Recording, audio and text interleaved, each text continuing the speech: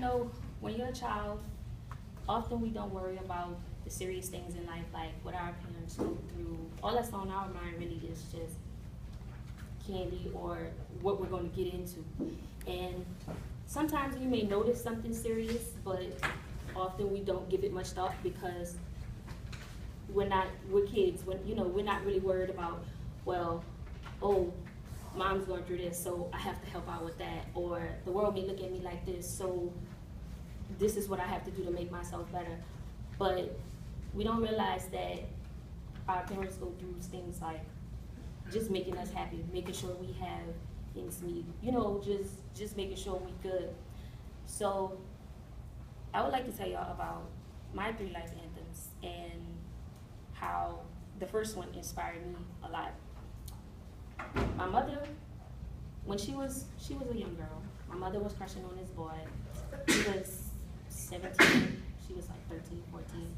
And she would always see him and run to the door, or say if they're in school, she'll come down the hallway and just peeping and like, oh my gosh, I have to look at him. She felt like she had to have him as her own, and him, on the other hand, he had his own intentions.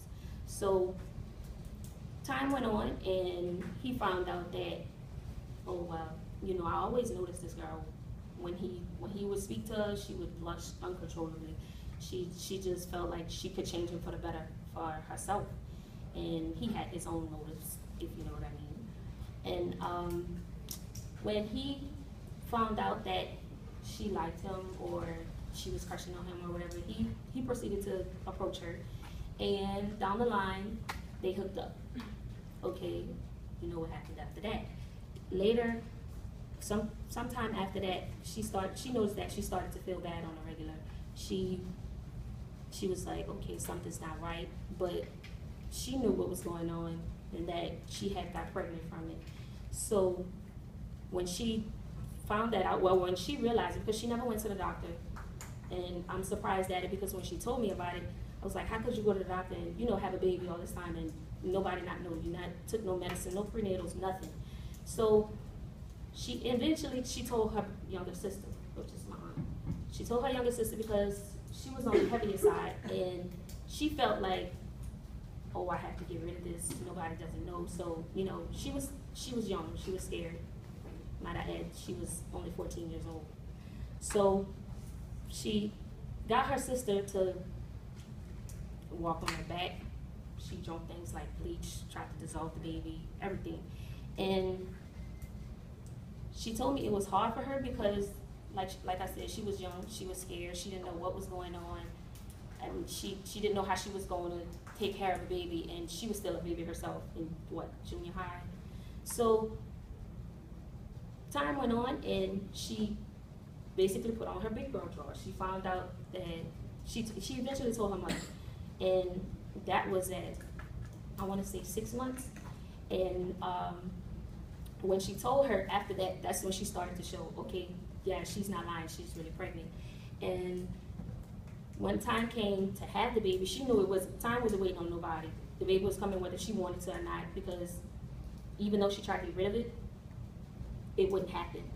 Whether she drunk bleach and did all of that, it just wasn't working. She did everything but the right thing to get rid of the baby. So, like I said, she went on to have it, and as you should all know, the baby was me. She inspired me because she told me how she was young and she was scared at first, but she still did what she had to do. She stiffened up and took care of her responsibility. And that brings me to my first quote, which is, through all my childhood memories, they were full of all the sweet things you did for me. There's no way I can pay you back, but my plan is to show you that I understand. And of course, you all should know that's by Tupac, my first life anthem. Okay, my second one is Freedom by Kendrick Lamar and Beyonce. This inspired me because growing up in a single parent household, seeing my mom had to do everything on her own. She just had to deal with all the world, outside world things. And I knew she couldn't really do it on her own, but she did it anyway.